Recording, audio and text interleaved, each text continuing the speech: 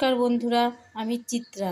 আমার হেসেলের আজকের রান্না জলপাই টমেটো আর এই যে কিশমিশ দিয়ে চাটনি। এই চাটনি করতে প্রথমে আমি এই জলপাইগুলোকে 5 মিনিট জলে সেদ্ধ করে নিয়েছি, আর টমেটোটা এইভাবে কেটে নিয়েছি, আর কড়াতে দিয়ে নিয়েছি 2 টেবিল চামচ রিফাইন তেল। এখানে আমি একটু পাঁচফোড়ন আর 2টো শুকনো লঙ্কা ফোড়ন দিয়ে আগে টমেটোগুলোকে ভালো করে ভেজে নেব অল্প আঁচে। একটু নুন ছড়িয়ে দেব। এই তো টমেটোগুলো ফোড়ন দিয়ে 2টো শুকনো লঙ্কা দিয়ে টমেটোগুলো দিয়ে দিয়েছি, এতে একটু নুনও ছড়িয়ে দিয়েছি। এবার এটা অল্প আছে ভাজা হতে থাকুক, ততক্ষণে আমি জলপাইগুলোকে ভালো করে চটকে নিই। যতক্ষণ না এই টমেটো কাদা কাদা মতো হচ্ছে ততক্ষণ অবধি এটা এরকম অল্প আছে ভাজতে থাকুক। এই দেখুন টমেটোগুলোকে একদম এরকম করে গলা গলা করে নিয়েছি, দেখেছেন?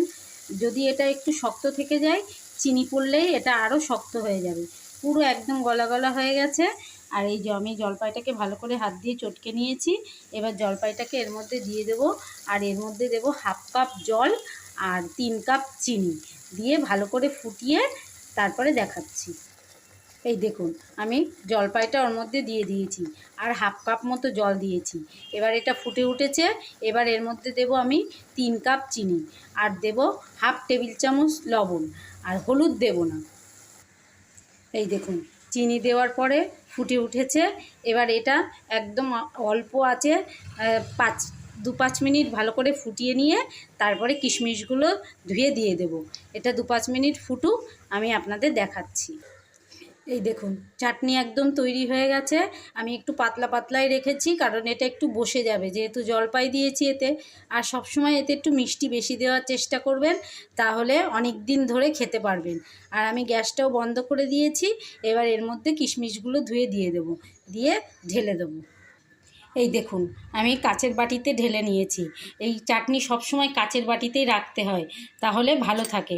আর এই দেখুন আমি আপনাদের দেখাচ্ছি, এই যে এইরকম ঘন রাখবেন। খুব বেশি পাতলাও না, খুব বেশি ঘনও না, এইরকমই ঘন রাখবেন। এটা আরও ঠান্ডা হয়ে গেলে আরও বসে যাবে। এবার এইটা ঠান্ডা হয়ে যাক। একদম ঠান্ডা হয়ে গেলে আমি এর মধ্যে আবাদা বলতে আদার মতো দেখতে, কিন্তু স্মেলটা হচ্ছে মানে গন্ধটা হচ্ছে কচি কাঁচা আমের মতো। এইটা আমি এটাকে ঘষে বা বেটে এর মধ্যে দিয়ে দেবো। বেশি না, এই চামচের 1 চামচ মতো আমি সেই আবাদা এটার সাথে ভালো করে মিশিয়ে দেবো।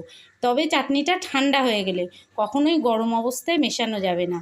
আমি এইভাবে করবেন, ঠিক যেইভাবে আমি আপনাদেরকে দেখালাম চাটনি। এর মধ্যে আপনারা ইচ্ছে করলে আরেকটু টমেটো দিতে পারেন, কাজুও দিতে পারেন। আমি শুধু কিশমিশ দিয়েছি। আপনারা এইভাবে করবেন। আর আমার এই রান্নাটা যদি আপনাদের ভালো লেগে থাকে, তাহলে অবশ্যই কমেন্ট করে জানাবেন কেমন লেগেছে, আর এইভাবে রান্না করে আপনারা খাবেন। ঠিক আছে, দেখা হচ্ছে অন্য কোনো রান্নার সাথে।